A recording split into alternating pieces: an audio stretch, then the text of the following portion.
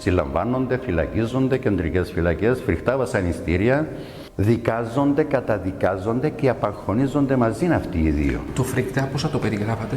Οχρεούντα μεσαιωνικά που ξέρουμε. Ήταν με ηλεκτροσόκ, με σιδερένια στεφάνια στο κεφάλι, σφιχτήρες,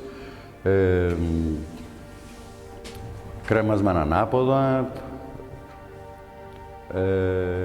ηλεκτροφόρα σοκαρίσματα στο κορμί, στα ευαίσθητα σημεία.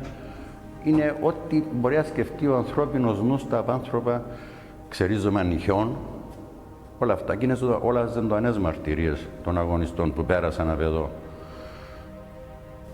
Εσείς από αυτές τις μαρτυρίες που έχετε διαβάσει, συμφωνείτε? Και τις έχω ακούσει και ζωντανά μάλιστα, βεβαίως, από πάρα πολλούς ζωντανές μαρτυρίες. Τις απόψεις πολλών που κάνουν λόγο για τον Νταχάου ή τον Γκουαντάναμο της Κύπρου, ή είναι υπερβολή? Όχι, είναι κάτι παρόμοιο.